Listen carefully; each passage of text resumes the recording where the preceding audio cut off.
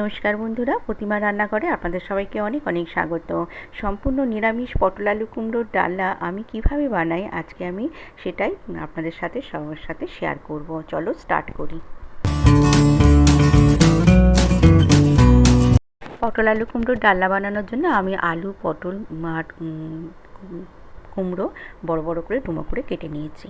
এখানে কড়াইতে তেল বসিয়ে দিয়েছি, বেশ কিছুটা সাদা তেল দিয়ে দিয়েছি। আপনারা চাইলে সর্ষের তেলও করতে পারেন, আমি সাদা তেলেই রান্নাটা করছি। এখানে দেখো আমি প্রথমে পটল আলু কুমড়ো দিয়ে দিলাম, ভালো করে ভেজে নেব। এখন বেশ ভালো করে ভাজা হয়ে গেছে। এবারে আমি দিয়ে দিলাম ছোলা। ছোলা দিলে এই নিরামিষ ডালনা এত ভালো খেতে হয় বন্ধুরা, শুধু দেখলে হবে না, বানিয়ে একবার হলেও ট্রাই করো বাড়িতে, বানিয়ে খেয়েও ভীষণ ভালো লাগবে খেতে। ভাত, রুটি, পরোটা, লুচি সব কিছুর সাথে মানে ভীষণ ভালো লাগবে খেতে।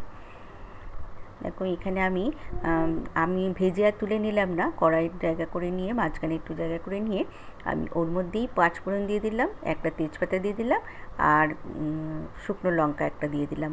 দিয়ে ফোড়নটা ভালো করে ভেজে নেব। আমার কড়াটা বেশ বড়, তাই মাঝখানে জায়গা করে নিয়ে আমি ফোড়নটা দিয়ে দিলাম।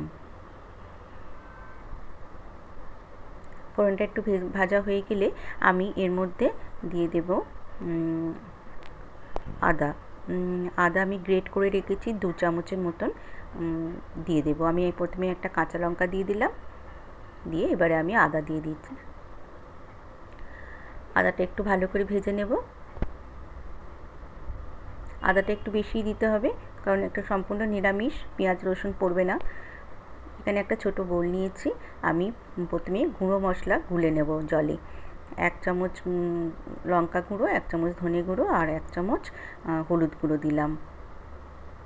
পরিমাণ মতো মশলাগুলো আমি দিয়ে দিলাম। অল্প একটু জল দিয়ে আমি গুলে রেখে দিলাম। এতে তরকারির স্বাদ খুবই ভালো হয় খেতে মশলা গুলে রাখলে। এবারে আমি মশলা গুলে রাখা মশলাটা দিয়ে দেব।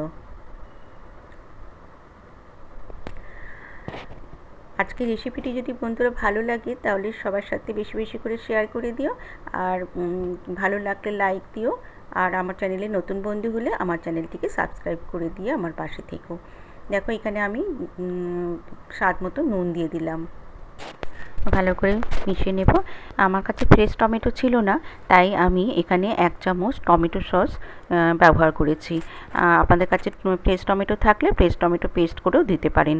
এই টমেটো সসের সাথে আমি 1/2 চামচ কাশ্মীরি গুঁড়ো লঙ্কা দিয়েছি। এবার আমি স্বাদ মতো চিনি দিয়ে দিলাম।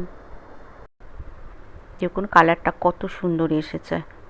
কাশ্মীরি গুঁড়ো লঙ্কা দিয়েছি আর টমেটো সস দিয়েছি। এবারে আমি জল দিয়ে দেব, 2 বাটির মতন জল দিয়ে দিলাম, ছোটো বাটি 2 বাটির মতন জল দিয়ে দিলাম। দিয়ে আমি এবারে 5 মিনিট ঢাকা দিয়ে রাখবো লো টু মিডিয়ামে। দেখুন বন্ধুরা 5 মিনিট পরে একদম মাখা মাখা হয়ে গেছে, সবজিও সিদ্ধ হয়ে গেছে, রেডি হয়ে গেল আমার আলু পটল কুমড়োর ডালনা। এখানে আমি গরম মশলা দিয়েছিলাম, স্কিপ করে গিয়েছি। আজকের মতন টাটা।